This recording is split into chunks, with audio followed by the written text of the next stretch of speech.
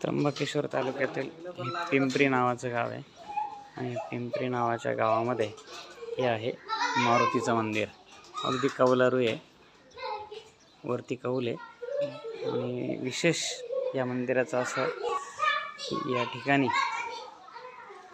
ही जी समोर मूर्ती दिसते ही मूर्ती दगडाची नसून लाकडाची आहे.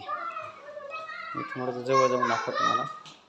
खाली महादेवाची पिंड आहे आणि ही जी मूर्ती आहे हनुमंतरायाची ही संपूर्ण लाकडाची बनवलेली आहे.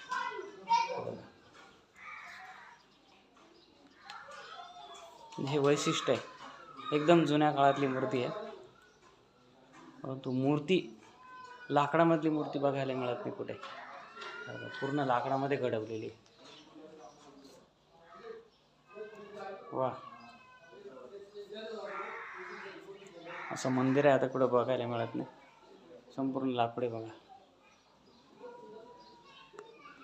वरती माडी आहे.